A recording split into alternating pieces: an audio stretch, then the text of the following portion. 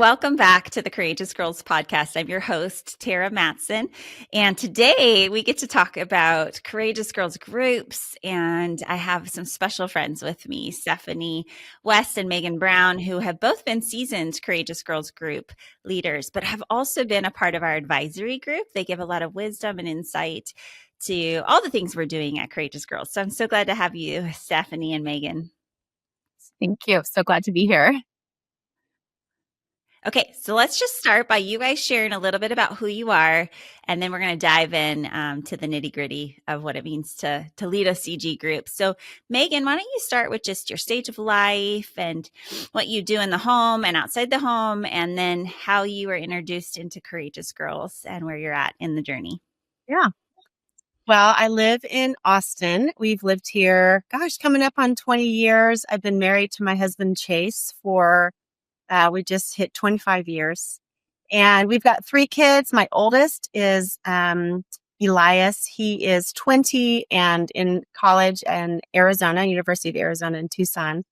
And then I have 2 girls that are 13 and 14 years old. That's Marin is my middle, and then Tessa, and they are in 7th and 8th grades.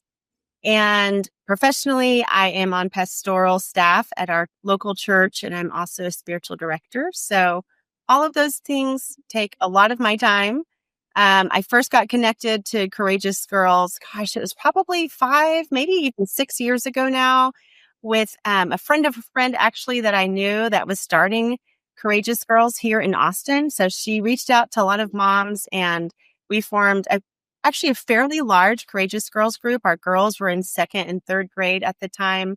Most of the moms had one daughter, but since my girls are just 1 year apart, there are a couple of us that brought both of our daughters into the group at one time. And then COVID hit. And so during COVID, of course, we did some virtual things. We had to stop meeting. And then we actually, when we restarted, we separated our groups. We were big enough to be able to do that just more locationally, and it made the group a little smaller. And so we've continued on with that group for the last 4 years. And it's just been a terrific experience, and definitely, when we look back, a highlight in my relationship with my girls, for sure. Thank you, Megan. Stephanie, what about you? Yeah, I am Stephanie, and I am married to my husband, Nick. We've been married for almost 22 years in May. And we have 3 kiddos. We have Gabby, who's 17, Livy, who's 14, and then rounding out the family is Noah, who is 10. And I love being a mom. It's been just such a gift to have a front row seat to just doing life with Nick and the kids. And when I'm not with the family, I have the gift of being a professional counselor associate at Living Wholehearted. And I love to be able to be in the space of kids and work with them through the modality of play therapy. I just love joining them in their healing journey. And then in terms of Courageous Girls, I learned about it from a dear friend 8 years ago. And I like to say that I had a visceral response of like, oh my gosh, like this is something that I have been wanting, but not even knowing that I wanted this specific, that something like this existed. So immediately was just delighted in being able to join with a group of women for my younger daughter in community. And then for my older daughter, I partnered with another dear friend and was a co-leader for her group for many years. And then it's just, I can't even tell you. I'm excited to unpack just all of the just gifts of being part of Courageous Girls has been for our family. So. Thank you. It's so good to have you ladies here. And you have been on the longer journey. Again, back in the day, we didn't quite know what this would become, but through grassroots movements of mom to mom invitations, which you both are speaking to, it's just another mom saying, hey, would you do this with me? Or I've heard about this. Can we start this? That we now have close to 1,000 groups that are developing, and every month there's new groups forming. And it's because of moms like you who just are like, let's say yes and give it a go. We've pretty much provided everything along the way. And today we're doing all kinds of really fun things. But back in the day, it was just this idea of being able to form small groups of moms and daughters to walk with our daughters at every stage of their growing years. And so when you think about both, your role in the church, Meghan and Steph on the front lines of counseling, and then you also have your personal stories back as moms and all your friends and community, what do you think women are facing today? Moms are facing that just let's put words to it so that women don't feel alone and understand why we would want something like this, Courageous Girls. But what are the needs that you're seeing right now today? Stephanie, why don't you start? Yeah. Oh gosh. I feel like raising daughters in today's age and just coming off of the heels of COVID where there's this siloing where we can do everything virtually, that the embodied experience of being together, connecting in person is drastically diminishing. This is Courageous Girls provides this beautiful vehicle for being able to build community and also build connection with our daughters. So I would say with all the distractions too, right? Of phones, of screens, of AI even, this is a space where we get to practice, right? Being able to navigate communication, navigate deepening relationships, navigate our faith, navigate conflict, practice, communicate, like just so many things. Make mistakes because AI can fix everything, right? We have an answer for everything. So I just feel like what was pre-COVID, like this was so beautiful, but I feel like this community of Courageous Girls, this movement is like so, like it's such a beautiful time to be able to join in community and just deepen relationships, right? As a larger body of community within the group, and then also individually, mom and daughter. So That's good. Thank you.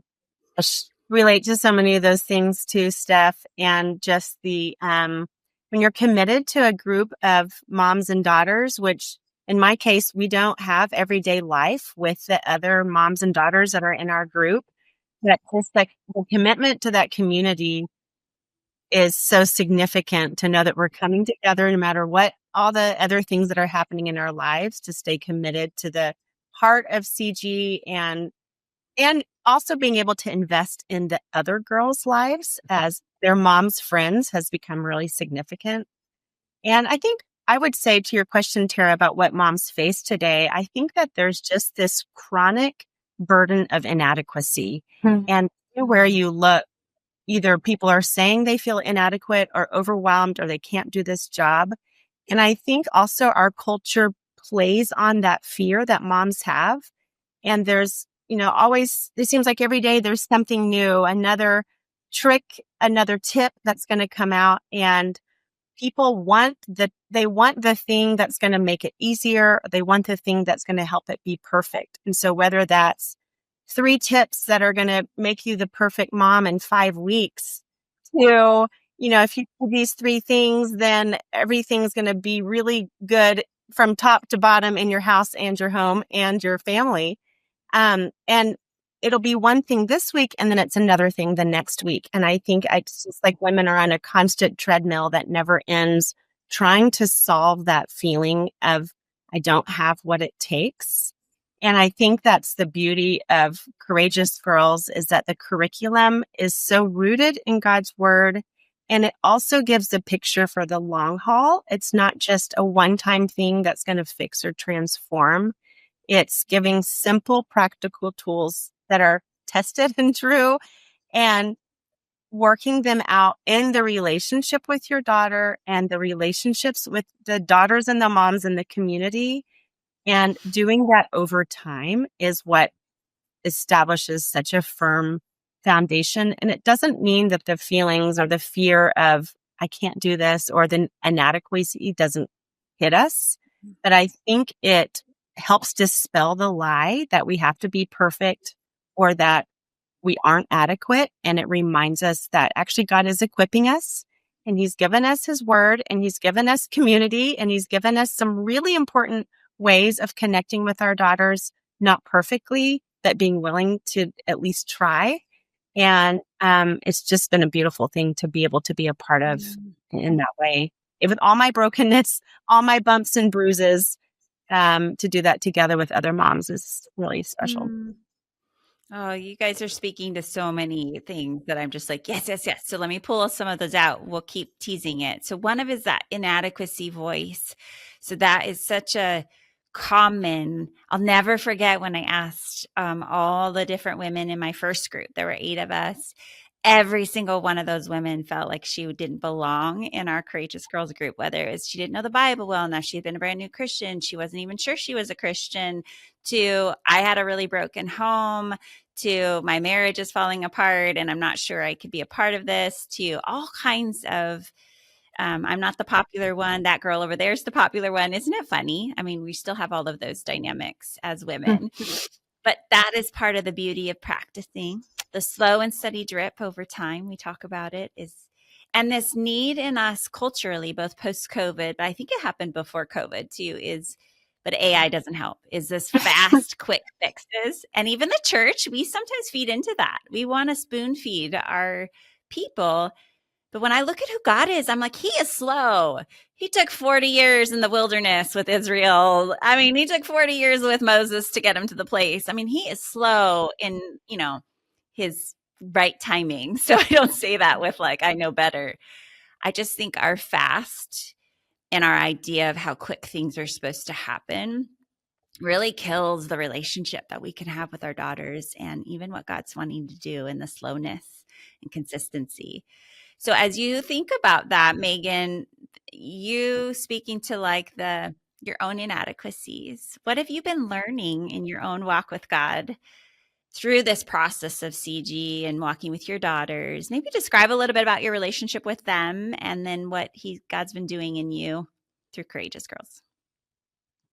Yeah, I think the perspective of time has been the most helpful thing. One aspect is that I do have my son who's 20, so we're a little further ahead than my girls are. But the second thing is that now in it, 5 years, 6 years now in Courageous Girls with my daughters. And so I think it's like what you said, Tara, the slow, steady drip. It is learning in my inadequacy. The feelings of inadequacy. I'm often reacting to a hardship in the moment and not the bigger picture of what God's doing both in me and my daughters. And so I think one of the things I love about the curriculum is it revisits some of the topics over the years as the maturity of our girls develops. And so it's helpful to remind me I don't have to have it all together right now in this moment. And my girls don't have to respond perfectly because this isn't the only time that we're going to work on this skill. In Courageous Girls, we're going to revisit it again later when their maturity levels are more. And hopefully my maturity is better in the next couple of years when we address it again. And the things that we're learning, we're going to keep working on those things in our relationship. And so what I'm learning, and I hope that my girls are experiencing, is a mom that is becoming calmer, less reactive with them, because God is reminding me to keep looking at the big picture, to keep my eyes focused that He's with them right where they are in ways that I can't be. I'm going to miss it, but God's not going to miss it with them. And there's also some things that when I do miss, and then I get together with my CG group and I hear those other moms and they remind me, one, I'm not alone. There's other people that are going through the exact same thing with their daughters too. And then two, there's other people speaking into my girls' lives. There's other people that are sharing their experiences and things that they've tried with these girls in the group, or maybe some of their other kids, or they're further ahead of the journey than I am. And it just reminds me like, oh, God's going to use all of this over time to help improve not only my relationship with Him and my listening for what it is that he's doing and how he's wired my girls and how I can respond to him and his work in their life, but also connecting me with these other moms over time to just grow me, just keep me humble and keep me growing as a mom. Well said. Stephanie? Yeah, I was just gonna piggyback off what you shared, Megan. So beautiful, so beautifully. Is the what I'm hearing too is just like the humanity in each of us, like recognizing our own humanity and being able to like shift the dependence on self to shifting that dependency to our Heavenly Father. And so being able to model that in such a profound way and be able to acknowledge our mistakes as a mom and be able to come to our daughters and ask for forgiveness if there's a mistake, or to be okay not knowing the answers all the time and saying, I'm not sure, but I want to learn with you. But I don't know what you were sharing is what resonated for me is that I feel like that's been such a beautiful shift for me too, is just being able to acknowledge, like, I don't have a roadmap in this parenting journey, and Courageous Girls is helping fill in a lot of those pieces that I just didn't know that I didn't know. And so that's been a huge gift, and also deepening my awareness and need as a parent, just in general, of like how much I need God to be just with me, beside me, before me, because this road is all the things, right? Just all the things, highs, lows, and everything in between. Beautifully messy, as I like to say. But yeah, I just think I just loved how you articulated so many of those components of those feelings. Yeah, well said, Stephanie. And what would you be willing to share, Steph? Maybe a particular part of the curriculum or over the years that has filled in a gap for you? Is there an angle where you were like, I didn't experience that in my life, or I didn't Yeah. even know how to bring that into the room with my daughters? Would you give feet to that? Yeah, for sure. For sure. I mean, there's so many, but I think the one that I am like most grateful for is that going through puberty and just all the changes happening in my body, and then building off on how to talk about sex, that was not in an open communication in my house. I got a book by my door on changing bodies, and so I think for me, just, and again, I just was like, this is normal, right? Like, I'll figure it out. You know, but I think just the beautiful way that was introduced, and that I was able to just join collectively in the group with other moms and sharing that. We had a nurse in our group, in my younger daughter's group, and so she brought in a full diagram of the womb, and we just, the girls are, having all kinds of different reactions, and validating all of those reactions of discomfort or curiosity. And then being able to even just allow the girls to explore, what are pads and what are tampons, and to just have curiosity, and but to start this conversation. I think they were like third grade when we did this, which can seem really early, right? As a parent, you're like, that feels a little bit early, and yet perfect, because it was also modeling that us moms, we are a resource for you. I want you to come to me, not go to the kid on the playground. I want you to join me. And if I don't know, we're going to learn together. So that was something that was just beautiful. And just, again, just the backdrop of my story of just, not having some of those tools that I wish I had, and discomfort, and then being brave and leaning in that way, is just one small example. That's good. Megan, how about you? It's funny, that same lesson was one of the first ones that came to my mind.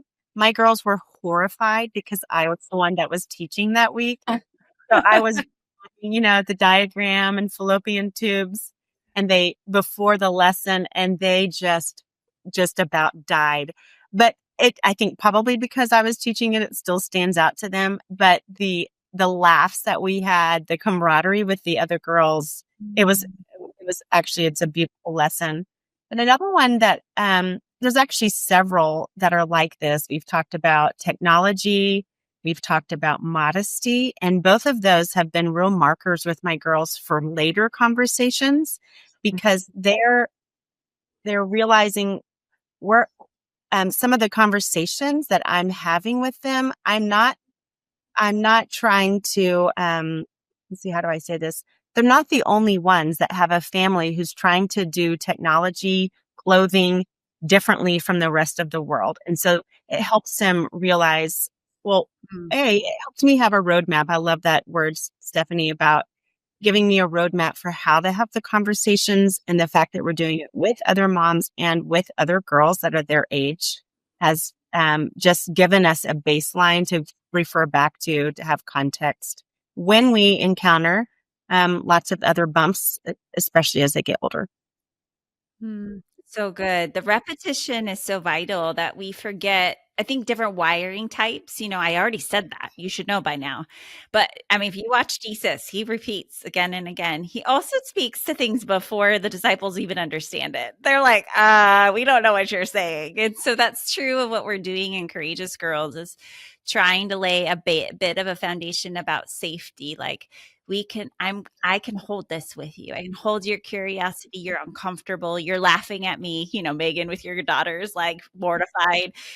I can hold that because I'm leading you. And that's something that a lot of moms haven't experienced. They didn't have a mom who knew how to lead. And then there's moms who knew how to lead, but maybe took too much control and didn't let room for the daughter to have her own voice and to develop. So we're trying to balance the both of, I'm going to guide you here, but how you doing with this? Whether we're talking about big emotions or body changes. And the modesty thing is a big one. I'm so protective of Courageous Girls here because there's so many perceptions around purity culture and people who didn't grow up in the church, and just the over sexualized culture we live in, and then the extreme in the way the church has handled this in the past. So Meghan, would you just speak to that? I think you're from Texas. That's more the southern belt of the world. We're in Oregon. We're used to a little more I don't know what you would call us up here, but we're a little more rogue.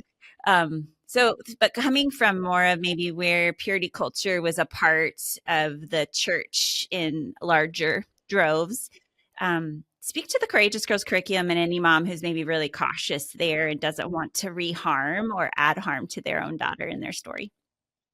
When I saw that lesson listed in the topics. And so I looked at it first because I thought, I mean, this was like the beginning of the year. We weren't even close to it yet because I was so curious. How is Courageous Girls going to approach a topic that it can be shaming, it can be triggering, it can be harmful, it can also be beautiful, but there's so many different ways to approach it.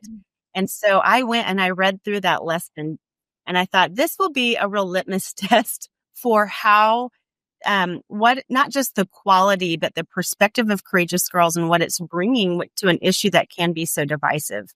And I think, to me, that is what just solidified my confidence in some of the CG material, because especially the sexuality series, it approaches it in such a way that brings freedom in God's truth and not shame or bondage, but it really does point the way for, and I feel like this is so critical for moms to be able to have the words to say, and not just one time, because it's not just a one-time conversation, but to be able to have the words to say and the confidence and how to do it. Like I said, not just one time, but several times with their daughters. And I think that's where a lot of moms feel inadequate or stuck. They know that the way that it was done with them isn't what they want to repeat, but they also have no idea, rather than just reading a book and, repeating it. Or like Steph said, someone just left a book by her door so that maybe she would see it. And I just found it to be a really beautiful way of engaging these conversations with my daughters. Starting at a young age, I don't think that there's an age that's it's too early as long as you're doing it age appropriate so that they aren't caught off guard. And I keep telling my girls, I want to be able to be the first one that has those conversations with you so that you're not hearing it somewhere else. And we've just normalized the conversation in our house. So my girls can come to me and go, I heard this, and even though I don't want to hear that they heard that, the reality is that they are hearing it, or their friends are talking about it, or their friends are seeing and experiencing a lot more things than I want my girls to be exposed to. And so it gives us the open door to have conversations where they're open with me, and I'm not, and we're not coming in with a shame message that's going to shut them down and cause harm for a long time. Yeah, well said, Megan. And that it really is, it's the conversation that's different than maybe what was experienced, and then not hiding, the coming forth. That's really the key, is like, wherever you're at, whatever's going on, I'm with you. Isn't that our God, right? Like he's going, I'm going to walk with you. It could get really hard and it will get messy. And we are human sexual beings. And so that's part of the curriculum, is trying to better understand what God's design is and his heart for us, his wisdom for us, and also the reality of what happens in real life. And so in our dreams as moms for our daughters often get in the way. Sometimes we get fixated on those instead of living in reality with where our daughters really are. And so you're speaking to the conversations, the ongoing, the safety, the trust to say, I'm struggling here, or I'm curious about this, or this is happening at school. That's what we're building on. But also we want to teach our daughters, like, here's the design. That might not be what your story was, Mom, which is partly why we avoid it, right? We're like, I don't have to tell my daughter my story. And the curriculum slowly builds appropriately for you to have that invitation to do that if and when it's time for your own healing, but also for your daughters. Stephanie, before we turn the corner to a different topic, is there anything you want to add here? Gosh, I feel like Megan really did an incredible job of just, illuminating so many just truths and So I feel like where she landed is Good. beautiful. Okay, we'll land there. We'll put the mic down on that. And Yes. sexuality, gender, being the variety of ways that God made us female, the different wirings, women who work in the home, women who stay home. Like, we're trying to say that the scriptures aren't so rigid as sometimes church culture, or even the extreme of the worldly culture of trying to fill what it means to be female. We're allowing room for our daughters to discern, help mirror back who they are, and to be truth tellers about, can you trust God with who he made you to be? And we're learning over the years who you are. And that's the journey for us as moms, as well as we're modeling the way. We've talked about humanity. We talk a lot about friendships and conflict and dealing with our emotions and hormones and social media, dating when it comes up. So I just would love for each of you to share. Sometimes the big question is, my daughter has mental health issues. I'm a mental health provider, so I'm very familiar with all the things. And even in the last 5 years, we have a lot of language that's different than was 5 years ago or 10 years ago. We didn't use the word neurodivergent before COVID. Like, it's a newer word. But the diagnosis was called something different, and we were still looking at it. So you can see the progression that's happened. But a lot of parents are like, my daughter and I don't fit. Maybe there's something very unique about us. Maybe our family's divorced, and I'm a single mom. I'm not sure how to come into a group because we don't have a dad. I would love for you guys to speak to how, in your own groups, you've been able to integrate the diversity in your own groups, and then maybe even growing there as a mom daughter for your community as well, and having more grace and compassion for people that are different. So, Megan, you want to start, and then we'll add Stephanie to share. Sure. A little bit more about my family. Of my 3 kids, I have 2 that are adopted, both my older son and my younger daughter. And both of them were adopted from Ethiopia, and both of them have disabilities, physical disabilities. And so when it is my first question or curiosity in almost everything that I do in my life is, is this going to be a place where my daughter's going to be safe? Is she going to be accepted, and is it going to be accessible? Because that's just a logistical thing that we encounter on a daily basis because she uses a wheelchair to get around. And so that was even a question with Courageous Girls. I knew the moms that were coming in, and thankfully there were also some other moms that are part of our group who also have kids who have been adopted.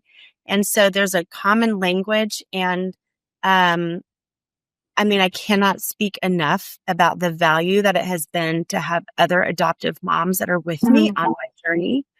And also, my daughter has had a disability for a long time, but we've had other moms whose children have, you know, they've encountered hardship. All of us over the years, we've encountered a lot of hardship, whether it's cancer or traumas or, lots of things in our lives. And so there's been other families who now have kids with challenges or other disabilities that maybe they didn't when they came in. And so to have that solidarity with other moms that we're all learning together and we're here for each other has been a beautiful thing. And it also, I found myself being really vigilant and overprotective when my daughter was younger because of it was often valid, but it was because of the public's response to her as a disability in a wheelchair. And so, I could tell you countless stories, even though I'd already been through it with my son, but just countless stories of just weird and rude things that people say, or the disappointment that happens when something's supposed to be accessible and then it's not. And so everybody can participate, but she can't. And just the underlying emotional roller coaster that takes us on. And so sometimes if I'm going to be committing to something, I'm like, I don't know because when it's not just me that's going to be part of it, it means every mom and every daughter is going to be affected by the things that are affecting my family. And so to have found that with Courageous Girls, that all the moms are saying together, hey, we're in for what's happening in your family, and you're in with what's happening with my family. And that will change and grow over time. It's not just what's happening in second and third grade. It changes dramatically then in middle school and then high school, because that's just life.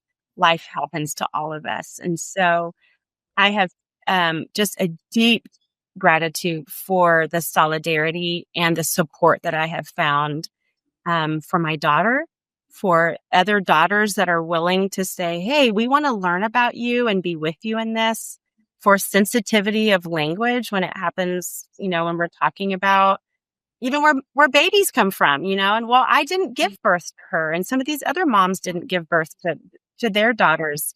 And so how can we give honor to these other birth moms that aren't in this room, but still engage in these really important conversations with our daughters? It's been really, it's just a priceless gift. I can't even put enough words to how much it means to us. Yeah. So much courage to say yes, because of all the risk you're naming and all the hurt and how it goes wrong. And yet the practice, not only for your family, but for those families around you, and the perspective. That's what we need from each other, is we get in silos, right? We think the world is everybody's just like us or what we've been through. And as Christians, our stories, everybody's so different. And so I love it. And the curriculum is really meant to be, I wrote it knowing that God would be using you as a mom to guide your daughter, and knowing that I don't know your community and your culture and your story. And so you can trust that God's going to show you like how to adapt this and how to shift or have a dialogue. And so that is something we're going to get better at, of helping CG moms know that, but it's not meant to be a cookie cutter. It's meant to be a guide.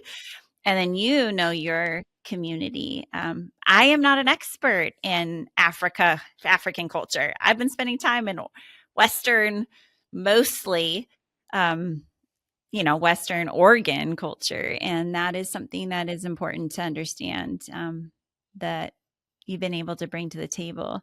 Stephanie, speak about you and your daughters and just your experiences here. Yeah. Well, I just wanted to kind of, again, build off of what you shared, Megan. I am just like sitting here like, yes, yes. Like I am just feeling so many of the words you're sharing, and um, just also delighting in just how God's used your family in your CG group, and how just this community that that God's put around your family, and that others get to just join, that you just are able to join together in such a beautiful way. And I just feel like that's God's heart right there, is just like being able to have just all, right, just like all abilities, all backgrounds, just having a seat at the table in such a unique, Mhm. beautiful way. So I I'm just like, oh, I just loved hearing from you. I think and what I was going to also say is that I also hear your group um, with each of the families, that different heartaches or hardships that happened, that you were able to share in the grief, and be present in that space with each other in a really um, meaningful and profound way. And I too have experienced that in my girls groups of just different heartaches that have happened to other group members, that this is real life. Life, the story doesn't always go as we hope or want it to for each of us. And so joining in and being able to, because there's those trusted, friendships and relationships. And so you're able to go really deep and sit in that heartache in a different way, that I think just is such a buoying of your heart. Like it's a gift. And I know that we have been super grateful for the ways that families have rallied around our family. I had a sister with a disability, and she passed away 3 years ago. And that was a really just painful, painful time. And just felt so much support and love from our CG communities. Um, and so again, just, I think that just sharing life too, real life, is such a just another ripple effect, that Mm. when you are looking to start a group or join a group, you have no idea that is going to be some of the fruit that will exist as you lean in and say yes, yes, each month, to going to, you know the monthly group meeting, and just saying yes to being Mm. so showing up as your authentic self. um, Mm.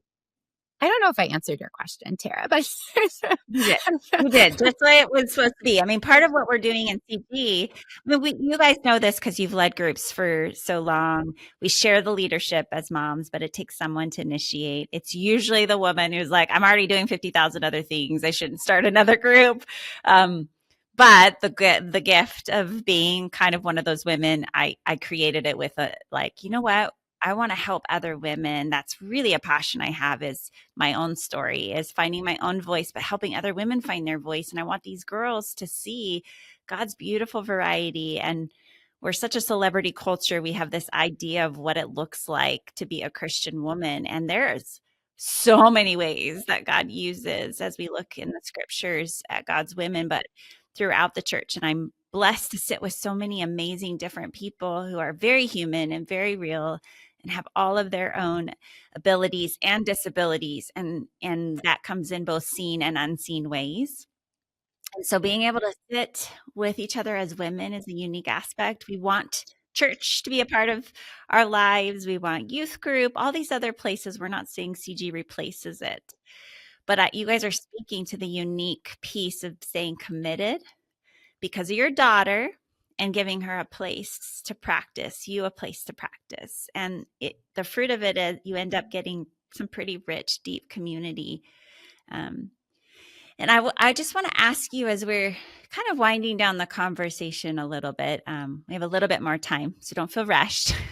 But I wanted to ask you, what is different than Courageous Girls?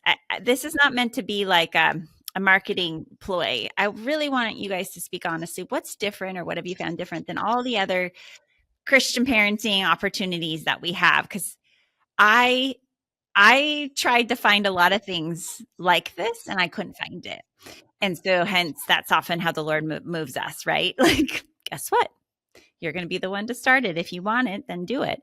I still to this day would love to point people to, I love pointing people to resources. I'm always like, that's amazing. That's amazing. We partner with an organization called For Girls Like You, a magazine that's for 8 to 12-year-olds. Megan's daughters have been featured on the cover of that if you want to learn more about them. But it's a fantastic resource. So we're always partnering. But what's unique about Courageous Girls that for the mom who's like, I love this for you guys, but we just have a lot of other really good things going on in our lives. Stephanie, I'm going to have you start since I keep making Megan start. Megan, you've been so brave. Gosh, I think there's so many things, and so I'll try to keep it concise. But I would say the tool belt that I have, just the tools that I have been added to my belt as a parent, as a mom, have been profoundly impactful. And so I would say Courageous Girls offers this holistic viewpoint, right? It helps us as a mom relationally. It helps us as a mom with just our own faith walk, but also our being able to pour into our daughter's faith. And I think it gives us these this language to speak with them, and to model with them. So I think just some of the tools that I'll highlight is, right, the core values index, being able to know my daughter's wiring, being able to understand my wiring, being able to see how that runs interference in our communication styles, our conflict styles. We're able to have this depth of communication that I don't think would be there if we had been on the same hamster wheel of communication. I think being able to attune to my daughter and be really intentional with her heart in a in sitting with her has been really powerful for her. My oldest is an onion. It just takes time to get to the core emotion. And so being able to practice just joining her in that space of just listening and being patient with her and has allowed depth of our relationship. I think just having community that is so different than communities that we have been part of that are more transactional, right? You sign up for this for a season, you sign up for this activity for the year, and then it's over. This is a long-term view. And so having been in this for 7 years, I kind of have this 30,000-foot view of, gosh, like the being steadfast, having consistency, having this tethering point has been so profoundly impactful to my girls, to our relationship, to me as a parent, to me as a person. Like, I signed up thinking this was for my girls. I didn't realize the depth of impact as me as a person, as a woman would happen to. So I could go on first, but in the interest of time, I'll pause there and let Megan share a few of her thoughts. Those great things. You know, I'll be honest, when I first heard about Courageous Girls, I said, there is no way that we can put one more thing in our lives. We just cannot.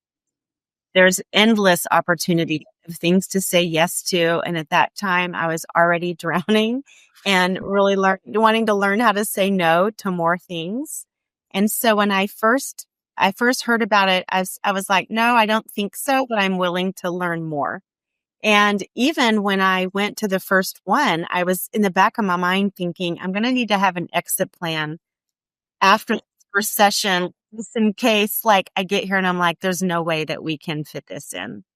But once I was in it and had an opportunity to look at the curriculum, and I think what I want to say that it has been so powerful is that it's both Tara's understanding of the human psychology of things and how God has that the stages of development of our girls, the foundation of that partnered with biblical truth is really hard to find anywhere else, especially something that is from the voice of a mom who's also has done the same journey that we're doing.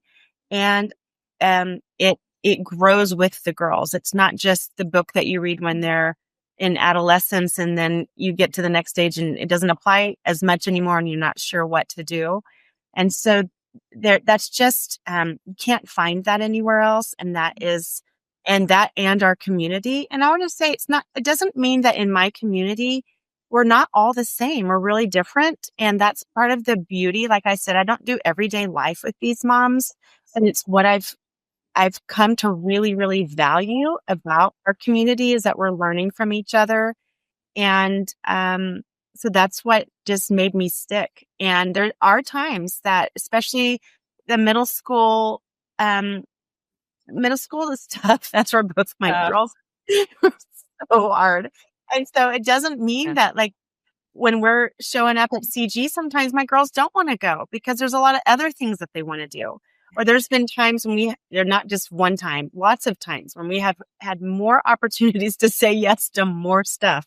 And we have chosen CG over those things. And at that moment, my girls are like, well, but I want to be on that team or I want to do this other thing that my school's doing. And I'm like, I know those things are great, but we've stayed committed to CG. And these are the reasons why, and we're going to stay the course. And their response hasn't been like, okay, got it. This is because they see all the new stuff that they want to be involved in. And I do too.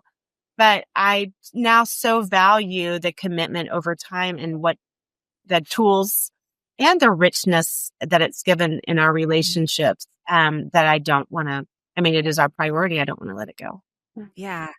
That's so real. And I would say this is not a statistic based on research. It's just what I've seen over the last decade of doing these groups is I think about 80% will have that same experience, Megan. Like I had the same, and as the founder and the starter of CG, you're like, we have to finish this, girls. But at the end of the day, there's this tension of like, when do we listen to our girls and the things that they're struggling with, and when are we helping them to move through all the ups and downs of their development, but also what life brings and our emotions and our wants and our desires. And at the end of the day, when we show up every month for our daughter, we're telling her she's worth our time. She's worth the sacrifices I'm making. And in the long run, I remember asking a mom who launched all her kids, 4 kids. And I said, what was the one thing you regret? That's kind of how I do my research. I'm just like, tell me the worst thing so that I know. This I've heard over and over, but she said it the most bluntly. She said, we spent too much time on sports teams and clubs. And my daughter was doing club volleyball at the time. And she goes, we just were on the sidelines. We didn't get to have the intimate relationship, eye to eye kind of conversations. And I just was like, that is our culture, at least the one I'm in, where we'll prioritize with the hope that our kid's going to be in the Olympics. But that's not the case for most. And there's no shame. We still did club volleyball all those years, but there was a lot of times where we would choose CG over going to a practice, which meant she might not get to play. But that was kind of this practice of where are we depositing? Where's going to have the most fruit in the long run? And it's the relationship. It's not the program of CG. Thank you for the credit, Megan, and in some of what you're saying about what I'm bringing to the table and what I wrote. And I do think it's just a call in my life to integrate what God has taught me between trauma and human development and mental health and God's word. It's very clear, like God knew all these things before psychology discovered it all. But the key is relationship. And when we show up again and again and again and again and again, even when our kiddos don't want to, we're teaching them something about community, about marriage, about life being in a church. And we just have such a cancel culture and nobody RSVPs anymore. Maybe if someone's listening to this in 10 years, that'll be different. But right now, I barely get any RSVPs. And even with CG groups, half of the time people don't show up and it's only 3 of us. 3 moms and 3 daughters instead of 6 of us. That's part of learning, like God will use it. He'll use it. And we don't have to white knuckle and get everybody to the table. We can just open the door, see what God's going to do. So I just think big picture as we end with just encouraging moms. Maybe they're considering a CG group. Maybe they're in a CG group and they're going, this is harder than I thought. um, or maybe they're like, I don't really like women and I don't want to do a CG group, but I really want to love my daughter and I want to do this well.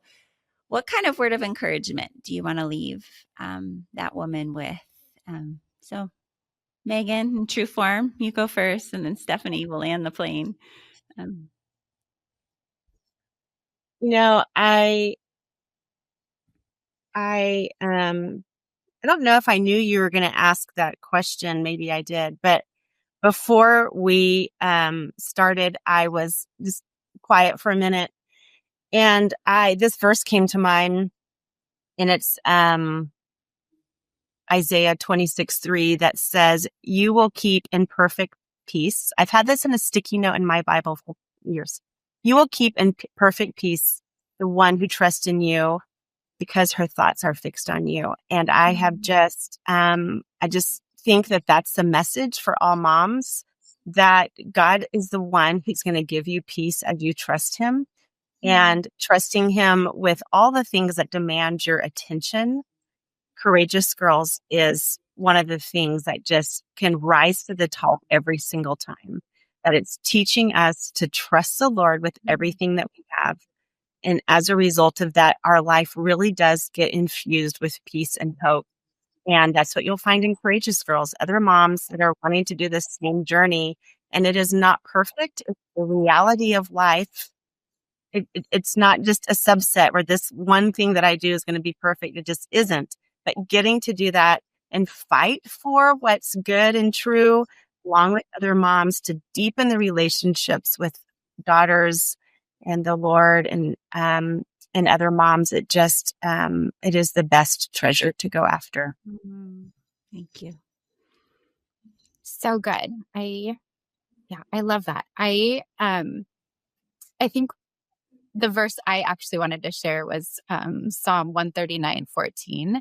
I will praise you, for you are fearfully and wonderfully made. Wonderful are your works. My soul knows it well. And I wanted to just remind moms that God delights in how fearfully and wonderfully you are made and how fearfully and wonderfully your daughter is made. And just a reminder of just encouraging you in that space of just his delight. And as you trust him with each moment of the day, right? Just like it's so much for all the hats that each of us wear as a parent, and just, everything else, professionally, personally, relationally. But just for the truth of that verse is, my hope and prayer constantly is that those words ring loudest in my girls' ears. And I feel like that verse is woven into so much of the curriculum, from the little years to the middle school years to the high school years. And so it's just, when the world says we're inadequate or we're not enough or we need to look a certain way, or whatever the messages and the lies are as women that we encounter daily, that God's voice of truth in that way of reminding us of how we are fearfully and wonderfully made, and just reminders of how he delights in us and all of our uniqueness and all of who we are. Just wanted to leave you with that. Thank you. Such good words, women. And I'm just so grateful for each of you and your courage to step into your communities. And again, it's often a mom encouraging another mom to say, you can do this. And really, it's not as hard as we make it out to be. I mean, what's hard is just being human and in relationship. And I think my favorite part of Courageous Girls Group, this is probably exaggerated a little, is that it is messy, because girls need to see the reality of life. That's so much of what these Christian girls get in my office over the years. And they were just like, I thought that God was going to make it all perfect, my marriage and my friendships. And they get to see it in real time as we're navigating it, figuring it out together. leading just a little bit further ahead of them. um, hopefully we're still not in middle school years, but some of us have a lot of trauma we're reliving and trying to heal from when our girls hit middle school. But having a trusted guide in their curriculum, a committed group of other moms that we can lean on, that our girls can learn from, and another small group of girls that even if we don't do day-to-day life, Megan, those are my groups too. They weren't people that I always did everything with or we've done things with, but we could count on the fact that we were all moving in a similar direction. And there was another mom and daughter in the world that was wrestling with how to be courageous and to live into what God says about us and who he says he is. Because it can feel lonely. And especially for those of us in the Pacific Northwest, it's really lonely up here. But yeah, it can be really lonely. So I just knowing that there are other women who are walking with the Lord in their humanity and letting God lead the way. So thank you for being CG leaders, saying yes to that, and for encouraging other moms along the way who are wanting to pursue their daughter's heart. So thank you for your time today. I hope you continue with us. Share this with someone. Maybe share this with someone you'd like to consider doing a group with. And check out the curriculum at mycourageousgirls.com. Everything is free. So I just want to remind you that this has been supported by CG moms, by CG grandparents, and by people in the church who really believe in this work in changing the lives of girls and moms so that we become a generation who knows we're loved and we love others well. And because of that, it's accessible for you. You don't have to worry about the paying for it or the cost. You just get to say yes and trust God along the way. So thank you. We're here for you. And until next time, continue to trust that you are the right mama for the job. God is the one who decided you would be her mama. And so he's with you. He goes before you. He goes behind you. And he knows the plans he has for you. So you can trust him. Imagine a girl who knows she is loved. Imagine a girl who knows how her gifts and her talents and the way she was made, even her limitations, were going to be used on purpose, are being used on purpose by her God. Imagine a girl who knows how to use her voice, especially for those who are voiceless. Imagine a girl who knows how to ask for help, who's honest with her God and with others, who knows how to lean into friendships, to move through conflict, to communicate well, to even work on how to forgive and learn how to move through rather than around. Imagine a girl who loves the Lord her God with all her heart, with all her mind, with all her body, with all her soul, with relationships and her actions. This is Courageous Girls. And it's not only just for our daughters, but it's for us mamas as well. If you want to learn more, go to mycourageousgirls.com or go download the Courageous Girls app. This is a free online resource, a curriculum that helps you walk with your daughter at every stage of her growing years so that she and you can learn more about what it means to be a girl who knows she's loved and love others well in a world of confusing messages. Today's the day. Are you in?